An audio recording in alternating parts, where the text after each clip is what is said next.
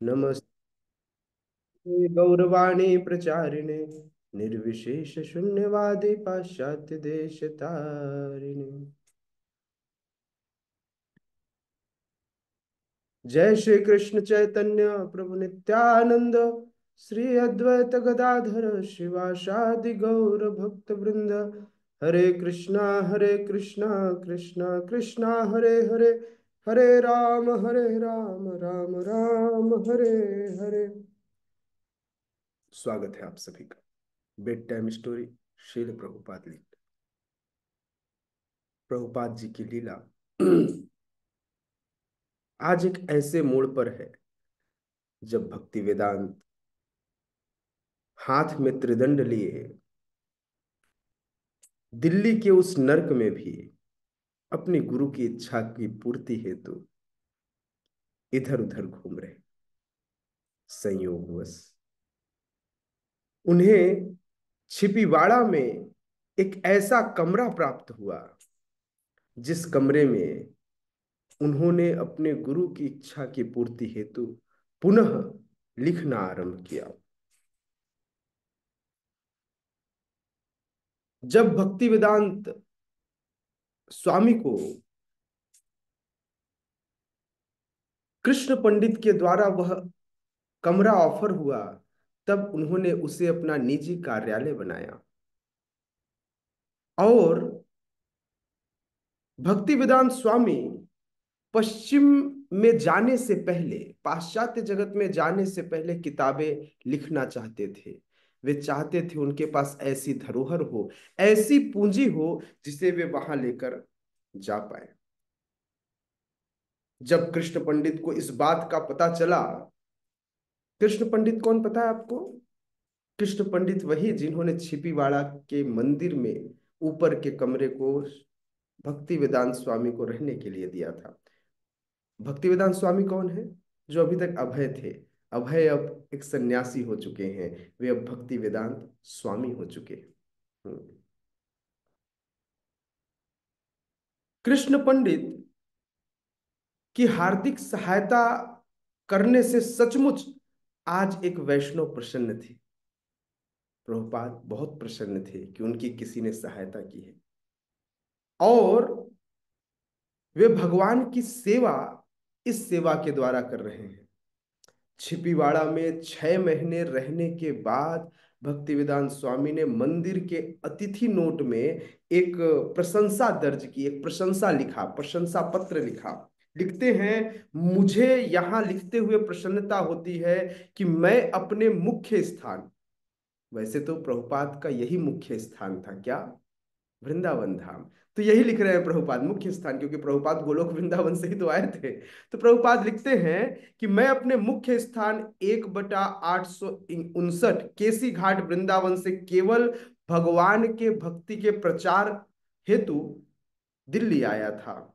और मुझे यह लिखते हुए और भी प्रसन्नता हो रही है कि श्रीमान श्री कृष्ण शर्मा हरि भक्तानुदास, उन्होंने नाम के पीछे क्या जोड़ दिया? हरि भक्त अनुदास। हरि भक्तानुदास ने मेरे साहित्यिक कार्यकलाप के लिए मुझे एक अच्छा कमरा दिया और साथ ही साथ मैं हर पाक्षिक, हर पक्ष में एक बैक टू गॉडहेड पत्रिका भी निकाल रहा हूं जिसमें वे मेरी सहायता करते हैं, ये इसकी व्यवस्था करते हैं और मैं प्रतिदिन श्रीमद् भागवत का लेखन भी कर पा रहा हूं। हालांकि इन्होंने अपने पिता स्वर्गीय ज्योति प्रसाद शर्मा के चरित्र को चरितार्थ किया है और उनके ही पद चिन्हों का अनुसरण करते हुए उन्होंने भी उनका नाम उज्जवल किया है। मंदिर के आसपास कुछ गृहस्थ रहते थे जो पूरे समय कचकच करते रहते थे। तो भक्ति वेदांत स्वामी ने यह भी लिखा कि मंदिर उन सामान्य गृहस्थों के लिए नहीं है जो पशु की तरह जीवन बिता रहे हैं, बल्कि मंदिर में तो रहने का अधिकार केवल उनको है जिन्होंने अपना सर्वस्व भगवान की सेवा में लगाया हुआ है। अन्य लोगों को मंदिर में रहने का कोई अधिकार नहीं। समझ में आ रहा है? शिला प्रभुपाद यहाँ फुल टाइम डिवोटीज की बात कर रहे हैं, क्योंकि वहां पर रहने वाले जो बाकी लोग थे सदैव लड़ाई कर रहे थे, अपने घर गृहस्थी या पशु वृत्ति अपनाया हुआ था। क्योंकि अगल बगल से जब शोरगुल आता तो भक्ति वेदांत स्वामी बहुत परेशान हो जाते, और भक्तिहीन परिवार के बीच में सदैव कलह बना रहता है। तो इसलिए उनके मन में यह विचार आया कि कभी भी मंदिर को आवासीय परिसर के रूप में, आवासीय भवन के रूप में उपयोग नहीं लाना चाहिए। खैर, स्थिर होकर श्रीमद् भागवत का अनुवाद करने लगे, और महान कार्य की योजनाओं के बावजूद भी अभय जो है प्रचार करने को तैयार थे।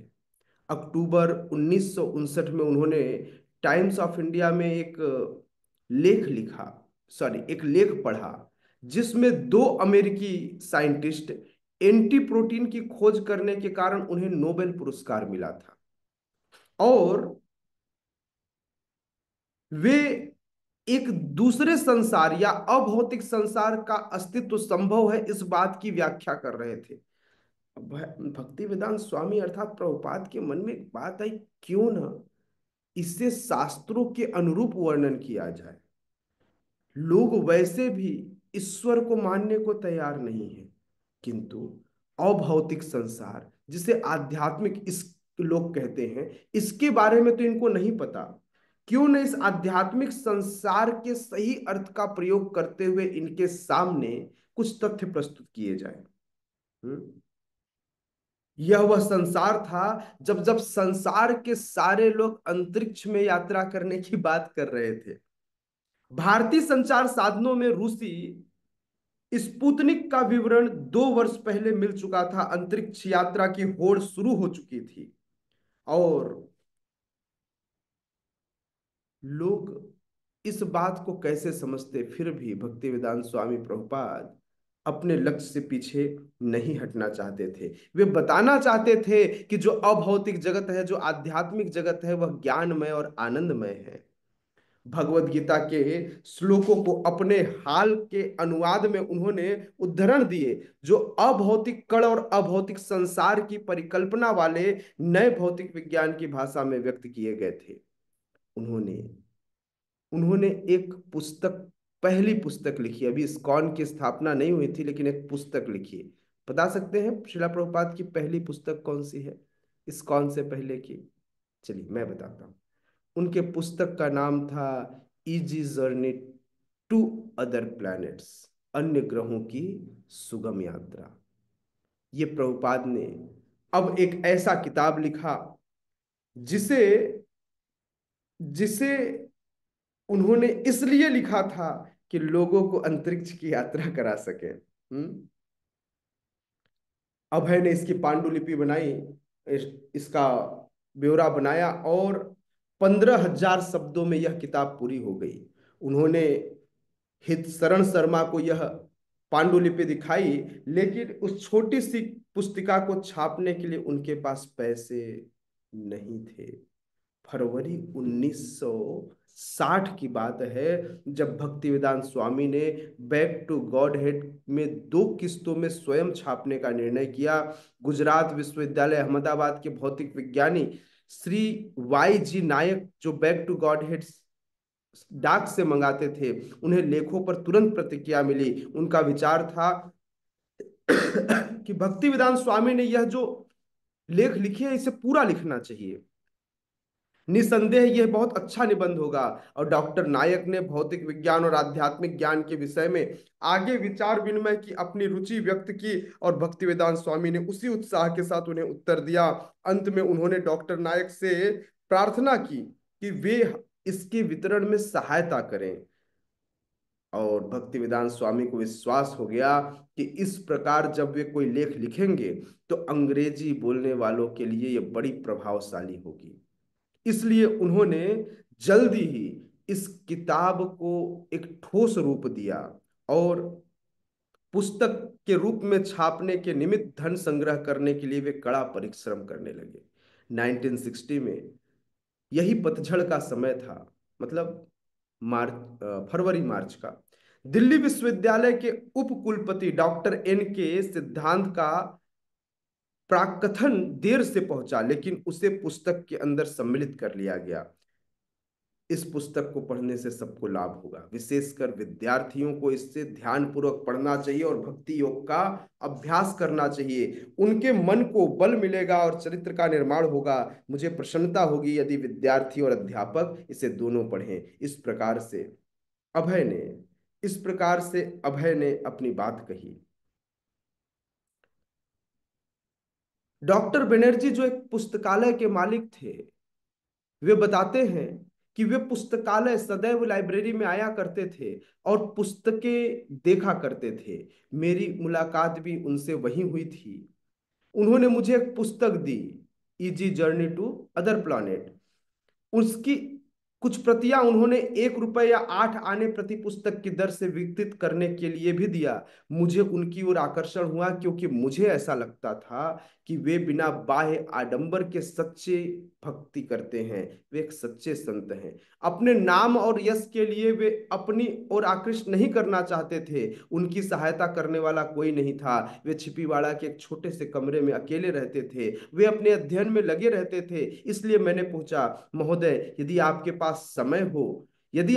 समय हो और मेरे यहाँ आने में आपको संकोच न हो तो कृपया हर रविवार को मेरे यहाँ आप आकर के भागवत सुनाइए। वे तुरंत राजी हो गए और इस प्रकार से वे बंगला में श्लोकों को कहते और इस प्रकार से उसकी व्याख्या करते। कभी कभी वो टीकाओं का निर्देशन भी करते, केवल मुझे अतिरिक्त जानकारी देने के लिए। अन्य लोगों को टीकाओं में या कठिन प्रकरणों में जानने की कोई रुचि नहीं थी, लेकिन चूंकि वे जानते थे कि उस क्षेत्र में मेरा कुछ अध्ययन है, इसलिए वो मेरे लिए और एक दो और सज्जनों के लिए वे सुविज्ञ थे। वे टीकाओं की व्याख्या किया करते थे।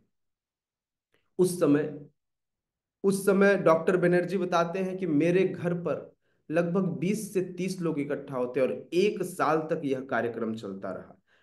बैठक के बाद जब मैंने उन्हें खाने को कहा तो उन्होंने कहा, मैं किसी के हाथ से खाना नहीं खाता, मैं स्वयं अपना प्रसाद बनाता हूं। तभी जब मेरी पत्नी ने उससे आग्रह किया तो मेरी पत्नी की उस बात को उन्होंने मानते हुए तुरंत ही उनके हाथ से प्रसाद पाना स्वीकार किया। उसके बाद जब भी वे रविवार को कार्यक्रम करने आते तो मेरी पत्नी अर्थात डॉक्टर बनर्जी की पत्नी उन्हें प्रसाद बनाकर, उनके लिए अलग से प्रसाद बनाकर उन्हें परोसा करती। कभी कभी वे डिस्कस करते बनर्जी से कि कैसे लोगों को आकर्षित किया जाए, कैसे लोगों को इस क्षेत्र में और आगे बढ़ाया जाए। लेकिन चूंकि मैं अर्थात डॉक्टर बनर्जी बड़े अपने सरकारी नौकरी वाले थे, उनके पास इतना समय नहीं था। और अभी जो ऑडियंस थी ना, इनकी एज 70 80 90 वाली थी, मतलब सब रिटायर्ड लोग थे। भक्ति वेदांत स्वामी यह नहीं चाहते थे। वे तो चाहते थे वे तो चाहते थे कि इसका विस्तार हो। अतः 1 साल बाद उन्होंने डॉक्टर बनर्जी को कहा, अब इस कार्यक्रम को आप आगे बढ़ाइए। तो बोले, मैं कोई दीक्षित शिष्य नहीं हूं, मेरे पास कोई ज्ञान नहीं है। बोले, नहीं, जो आपने सीखा है इसे बढ़ाइए। कुछ दिनों तक इस तरह बढ़ाया, लेकिन वह कार्यक्रम बंद हो गया क्योंकि अभय को अभी बहुत सारे कार्य करने थे। Easy journey to other planets एक प्रकार की तैयारी थी श्रीमद् भागवत को प्रस्तुत करने के उनके वास्तविक कार्य की। अब वे इस श्रीमद् भागवत पर कार्य करना चाहते थे। उसी समय अ गॉडलेस सिविलाइजेशन, एक अनिश्वरवादिता सभ्यता नाम के एक लेख जो कि पंडित नेहरू ने लिखा था, हमारे प्रधानमंत्री ने लिखा था, उसमें शिकायतों का उल्लेख था कि कैसे धर्म के नाम पर जनता के धन का दुरुपयोग किया जा रहा है। भक्ति वेदांत स्वामी ने टिप्पणी की, यदि ऐसा है तो इसमें निश्चित रूप से एडमिनिस्ट्रेशन की गलती है। चूंकि भक्ति वेदांत स्वामी ने टिप्पणी की, यद्यपि निस्संदेह ऐसे उदाहरण बहुत से हैं जहां धार्मिक नेता आपराधिक मामलों में फंसे पाए जाते हैं, लेकिन आंकड़ों की तुलना की जाए तो राजनीतिक धूर्तों की संख्या धार्मिक धूर्तों से अधिक है। इस प्रकार से अभय उस टिप्पणी को आगे बढ़ाते हैं और यद्यपि धार्मिक धूर्तता के प्रति पंडित नेहरू की चेतावनी सही थी, लेकिन वह चेतावनी आध्यात्मिक संस्थाओं में पूरा सुधार लाए बिना कारगर नहीं हो सकती थी। और वह सुधार कैसे होगी, यदि कोई राजनेता के द्वारा यह पूर्ण रूप से सहयोग किया जाए इस धार्मिकता को सुधारने का। हम्म तो इस प्रकार से उन्होंने सोचा कि क्यों न दोनों को एक करके, जहां पर इस धन का सदुपयोग किया जावे, बाद में इस धन को भगवान की सेवा में लगाया जाए। क्योंकि उस समय जितनी भी धार्मिक संस्थाएं थी ना कहीं धन लेकर उस धन का दुरुपयोग करती, उस धन को अपने खुद के जीवन में लगाते। हम्म नेहरू जी ऐसे साधुओं का समर्थन करते थे जो समाज सेवा किया करते थे। इसलिए ऐसा लग रहा था नेहरू जी को स्वयं आध्यात्मिक ज्ञान नहीं था। यद्यपि वे ब्राह्मण व पंडित थे, आध्यात्मिक ज्ञान का अभाव शूद्रों और श्रमिकों का गुण है। क्योंकि ब्राह्मण, क्षत्रिय और वैश्य के पास आध्यात्मिक ज्ञान होता है, लेकिन शूद्र के पास नहीं। भक्ति वेदांत स्वामी ने नेहरू जी से प्रार्थना की कि वे भगवान या कृष्ण शब्द से भयभीत न हो, क्योंकि कृष्ण हर एक के हितैषी हैं, सुहृदम सर्वभूता नाम, प्रत्येक जीव की। हम्म, अच्छा होगा कि सबसे पहले डॉक्टर पहले स्वयं अपनी दवा करें, क्योंकि नास्तिकतावाद सभ्यता में जब मठों और मंदिरों के पुजारी पंडित नेहरू के लिए सिरदर्द बने हुए थे, ऐसे ही लोग दूसरे नामों से यूरोप और एशिया के राजनेताओं के सिरदर्द के कारण थे। हाँ, परेशानी सब जगह थी। भारत में परेशानी थी, मंदिर मठ के पुजारी आपस में लड़ रहे थे। तो दूसरे देश में भी इसी तरह के कुछ धूर्त लोग थे, जैसे बेलगाम बेलगाम छोकरे, हाँ, इंग्लैंड में जिन्हें टेडी बॉयज कहा जाता था, अमेरिका में रिबेल्स विदाउट कॉज, जर्मनी में हाफ स्ट्रॉन्ग, स्वीडन में लेदर जैकेट्स, जापान में चिल्ड्रन ऑफ द सन और रूस में स्टाइल बॉयज कहा जाता था। इस प्रकार के नास्तिकतावादी सभ्यता की उपज सभी जगह हो गई थी, और सभी जगह के लोग परेशान थे। सभी जगह के जो एडमिनिस्ट्रेशन था, जो वहाँ के नेता थे, राजनीतिज्ञ थे, या यूं कहा जाए जो गवर्नमेंट था, वह गवर्नमेंट परेशान था। तो सारे सिर दर्द का मूल कारण एक ही था कि लोगों के पास ज्ञान नहीं था। और भक्ति वेदांत स्वामी इस बात से बार बार नेहरू जी को समझाना चाहते थे, यदि कोई व्यक्ति शांति चाहता हो तो इस आध्यात्मिकता का प्रचार करना होगा। खैर, छिपीवाड़ा में जब भक्ति वेदांत स्वामी रहते थे, तो उनकी उनकी दिनचर्या वैसी ही थी जैसे वे केसी घाट में रहते थे। रोज सुबह 3 बजे उठ जाना, उसके बाद अपनी दिनचर्या में लग जाना। बस अंतर इतना था कि वहां बैक टू गॉड लिखते और पढ़ते समय छिपीवाड़ा में कृष्ण पंडित, श्री कृष्ण पंडित जो है उनकी सहायता कर देते थे। इसलिए भक्ति वेदांत स्वामी के पास अब श्रीमद् भागवतम के अनुवाद के लिए समय अधिक बच जाता था। वे अधिक लिख सकते थे, श्रीमद् भागवतम लिखने के लिए वे स्वतंत्र थे। श्री कृष्ण पंडित बताया करते थे कि वे सूर्योदय के पूर्व लगभग 3 बजे उठ जाते। आरंभ में उनके पास टाइपराइटर नहीं था, बाद में उन्होंने एक पोर्टेबल टाइपराइटर खरीदा और वे नित्य उसी पर कार्य किया करते थे। वे अपना भोजन भी बनाते थे। भोजन की सामग्री मैं इकट्ठा कर देता था, क्योंकि मुझे लगता कि इन्हें सहायता की आवश्यकता है। कभी कभी वे मेरे परिवार में आते और मेरी पत्नी से कहते, कुछ खाने को दे दीजिए, आज मेरे पास समय नहीं है।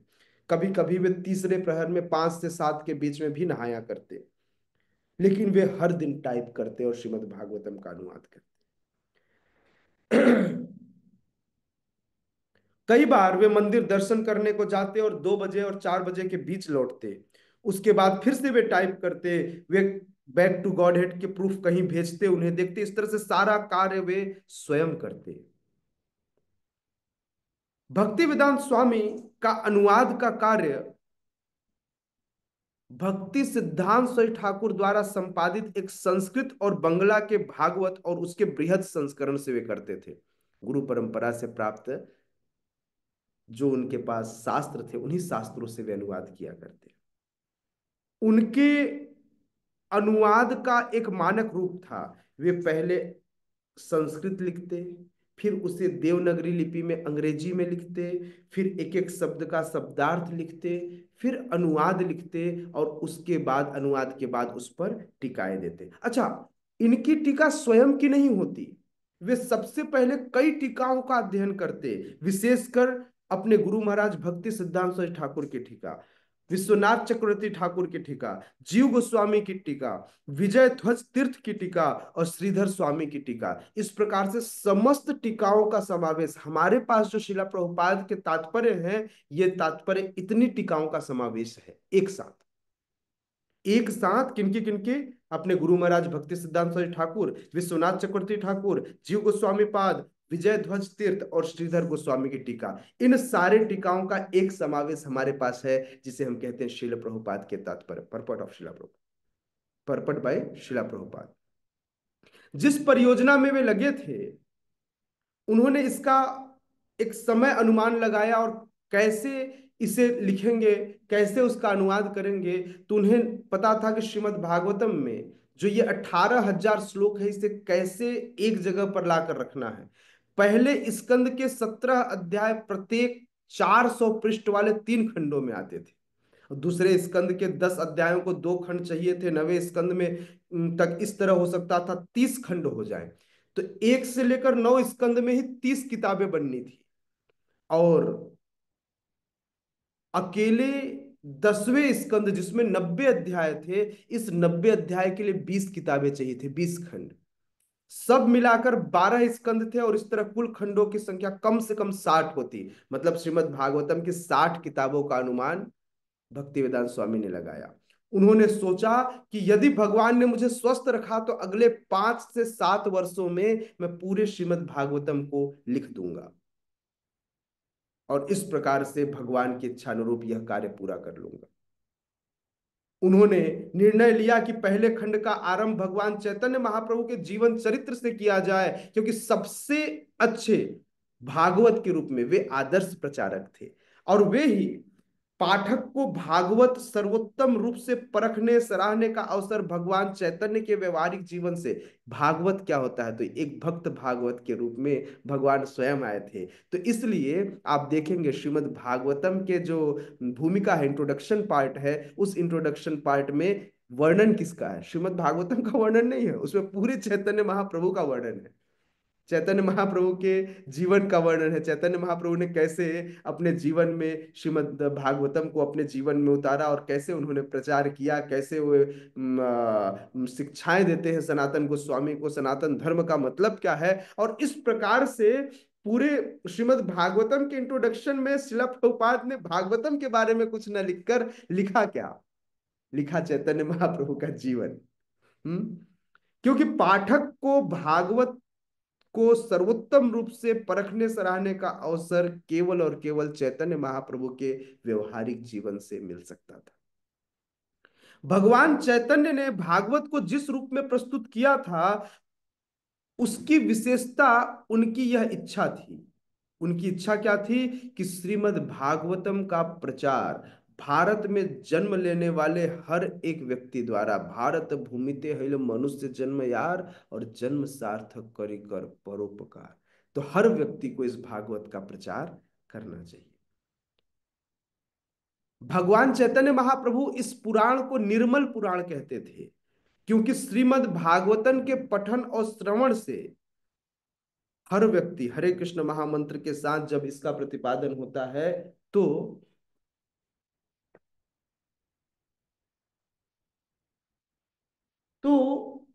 इस अध्ययन मात्र से, इस अध्ययन मात्र से एक व्यक्ति का हृदय निर्मल हो जाता है। इसलिए चैतन्य महाप्रभु ने इस पुराण का नाम निर्मल पुराण दिया। भक्ति सिद्धांत सरस्वती ठाकुर द्वारा संपादित चैतन्य चरितामृत और चैतन्य भागवत के भाष्य को आधार मानकर भक्ति वेदांत स्वामी ने भगवान चैतन्य के जीवन और उनके संकीर्तन आंदोलन की रूपरेखा इंट्रोडक्शन के 50 पेजों में दी। तो इसलिए श्रीमद् भागवतम के इंट्रोडक्शन में 50 पन्नों में केवल चैतन्य महाप्रभु के जीवन चरित्र को दिखाया गया है।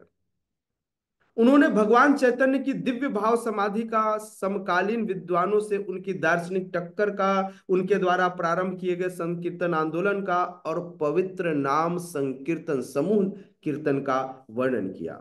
भक्तिवेदांत स्वामी ने भगवान चैतन्य के जीवन और उनकी शिक्षाओं को विशेष रूप से इतिहास की वर्तमान संकट आपन्न घड़ी से जोड़ा।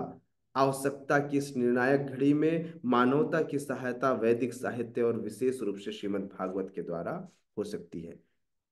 भक्ति वेदांत स्वामी कहा करते थे, हम जानते हैं कि विदेशी आक्रमणकारियों ने भारत के कुछ विशेष संसाधनों की, हमारे धरोहरों को ध्वस्त कर दिया है, लेकिन संस्कृत भाषा में वैदिक ज्ञान के रूप में संरक्षित मानव सभ्यता के श्रेष्ठ आदर्शों को वे नष्ट नहीं कर सके, और पुनः इन आदर्शों की स्थापना करना यह हमारा दायित्व है।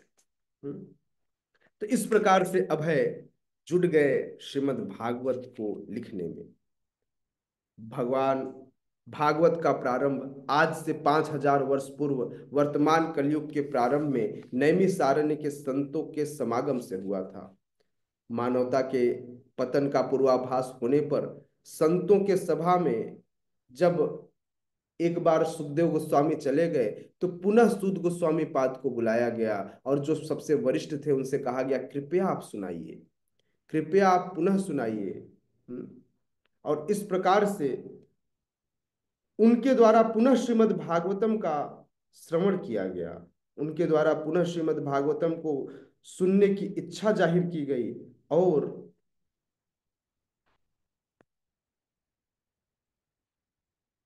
और उन्होंने सूत जी का उत्तर था कि ये जो श्रीमद् भागवतम है यह सूर्य के समान दैदीप्यमान है, भगवान का यह साहित्य अवतार है, और यह श्रीमद् भागवतम कलयुग के घने अंधकार में खोए मनुष्यों को दिशा बोध कराएगा। श्रीमद् भागवतम के प्रारंभ में श्री व्यासदेव अपने गुरु नारद मुनि के आदेशानुसार ध्यान होकर मग्न होकर बैठ गए और समाधि की दशा में परम भगवान उनकी शक्ति और कलयुग के दुख भोगते आत्माओं को देखा। उन्होंने यह भी देखा कि दुख की औषधि केवल विशुद्ध भक्ति है, इसलिए पूरी विशुद्ध भक्ति को श्रीमद् भागवतम के अंदर प्रवेश करा दी। इस प्रकार से इस कलयुग में औषधि के रूप में कुछ विद्यमान है तो वह श्रीमद् भागवतम है। भगवान के साहित्यिक अवतार श्रीमद् भागवतम को पाश्चात्य संसार के लिए प्रस्तुत करते हुए भक्ति वेदांत स्वामी को ऐसा अनुभव हुआ कि श्री व्यासदेव के चरण चिन्हों पर चलकर वे महत्वपूर्ण कार्य कर रहे हैं। जिस प्रकार श्री व्यासदेव को कृष्ण की अंतर्दृष्टि प्राप्त हुई और अपने साहित्यिक अभियान के पूर्व अपने आध्यात्मिक गुरु से आदेश मिला, उसी प्रकार से ऐसा लग रहा था कि आज भक्ति वेदांत स्वामी को भी अपने अंदर एक अंतर्दृष्टि प्राप्त हुई है जो उनको भी उनके गुरु के द्वारा प्राप्त हुई है।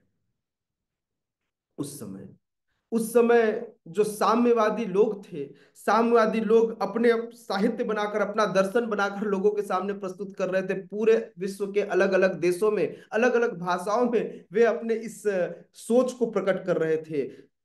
अभय सोचते हैं, प्रभुपाद सोचते हैं, भक्ति वेदांत स्वामी सोचते हैं कि यदि एक निरर्थक किताब को इस तरह से प्रचारित किया जा सकता है तो क्या इस दिव्य साहित्य को मैं लोगों के सामने प्रस्तुत नहीं कर सकता?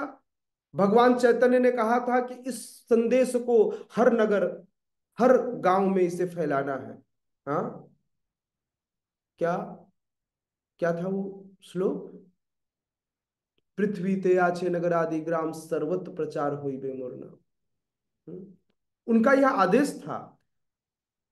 अर्थात इस संदेश की प्रतीक्षा पूरा विश्व कर रहा है, बस इसे पहुंचाना बाकी है।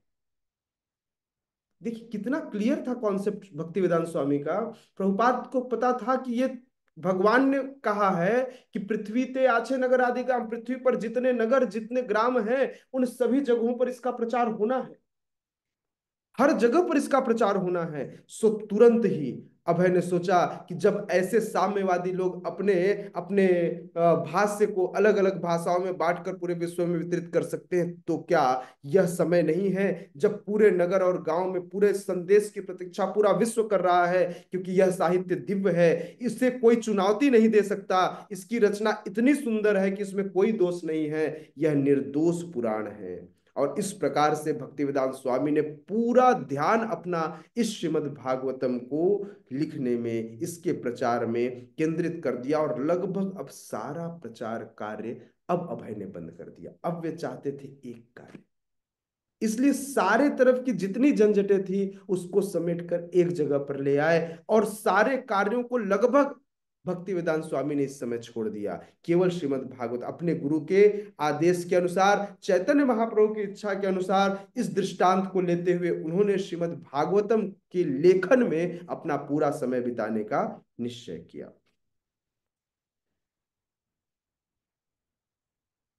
कभी कभी उनके मन में यह ख्याल आता, हाँ, कभी कभी उनके मन में यह ख्याल आता कि क्या ये पाश्चात्य जगत के लोग वैदिक संस्कृति से इतने दूर हैं, ये इसे क्या अपना पाएंगे? वे मांस भक्षी हैं, मलेच्छ हैं। क्योंकि एक बार जब भक्ति वेदांत स्वामी के गुरु भाई इंग्लैंड गए थे, तो वहां पर जब लोगों ने सुना कि 4 नियमों का पालन करना है, तो बोले भाई आप जाओ, यहाँ कोई 4 नियम नहीं चलेगा। हाँ? किंतु श्रीमद् भागवतम की तो अपनी ही बात है, यहाँ नियम बाद में, पहले कार्य। क्योंकि परम भगवान श्री कृष्ण जो परमात्मा स्वरूप में प्रत्येक व्यक्ति के हृदय में वास करते हैं, वे सच्चे भक्तों के कल्याणकर्ता भी हैं। अपने उन भक्तों के मन से भौतिक भोग विलास की वासना वो तुरंत ही दूर कर देंगे, इस बात का पूरा भरोसा था भक्ति वेदांत स्वामी को। यद्यपि भक्ति वेदांत स्वामी की ख्याति अंग्रेजी में प्रचार करने वालों के रूप में थी, किंतु वे जानते थे कि विदेशी भाषा में उनकी प्रस्तुति में दोष हमेशा रहते हैं, और उन्हें दूर करने वाला कोई संशोधक संपादक नहीं है। क्योंकि हम भारतीय जब अंग्रेजी बोलते भी है, तो ऐसी अंग्रेजी भाषा उस समय फॉरेन में जो बोली जा रही अंग्रेजी भाषा, उससे थोड़ा अलग होता है, इसमें कई दोष वहां के हिसाब से पाए जाते हैं। वो चाहते थे कि उनके पास कोई ऐसा संशोधक हो जो इसके ग्रामेटिकल मिस्टेक्स को करेक्ट करे और सही जगह पर लाए, लेकिन फिर भी उन्होंने लिखना बंद नहीं किया। ऐसी दिव्य साहित्य को, चाहे उसकी रचना अव्यवस्थित रूप में ही हुई हो, पवित्र आत्मा वाले मनुष्य जो संपूर्ण रूप से सत्यनिष्ठ हैं, सुनते हैं, पढ़ते हैं और स्वीकार करते हैं। भक्ति वेदांत स्वामी अपने तात्पर्य में लिखते हैं कि हम जानते हैं कि संसार के वातावरण को पुनः आध्यात्मिकता से भरने के नाम पर जन सामान्य में भगवान की चेतना को पुनर्जागृत करने वाले दिव्य संदेश के वाहक इस महान साहित्य को प्रस्तुत करने का हमारा सच्चा प्रयास बहुत ही कठिनाइयों से भरा हुआ है। किंतु फिर भी कोई भी कार्य आसान नहीं होता। यह प्रभुपाद के प्रचार का कार्य है। सोचिए, पूरे विश्व में प्रचार करना है, हमें एक घर बनाने में मुश्किल होती है, यहाँ तो पूरे विश्व में जाकर अलग अलग घर बनाने हैं। हम्म, इतना आसान तो नहीं था। अब जल्दी ही श्रीमद् भागवत यह दिग्भ्रमित सभ्यता में एक क्रांति उत्पन्न करेगी। उन्हें पूरा विश्वास हो गया कि श्रीमद् भागवत दिग्भ्रमित सभ्यता में क्रांति उत्पन्न कर देगी। इस प्रकार अत्यंत सावधानी और ध्यान से हर शब्द का अनुवाद भक्ति वेदांत स्वामी करते और उसका तात्पर्य लिखते, ताकि यह पूरी हो सके।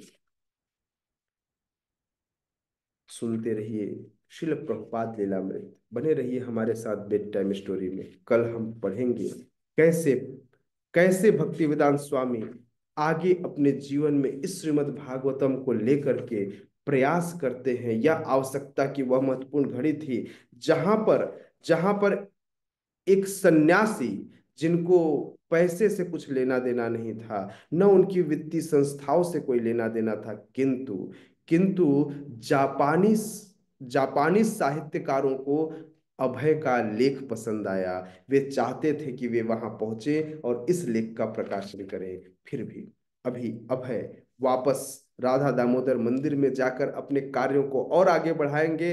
हम सुनेंगे आगे कि कैसे ये राधा दामोदर मंदिर में रहते हुए अभय ने अपने इस साहित्य के लेखन के कार्य को आगे बढ़ाया। बने रहिए हमारे साथ, सुनते रहिए बेड टाइम स्टोरी में। शील प्रभुपाद लीलामृत जगत गुरु शील प्रभुपाद की जय। उपस्थित गौर भक्त वृंद की जय। निताय निताय गौर प्रेमानंदे। हरि हरि बोल।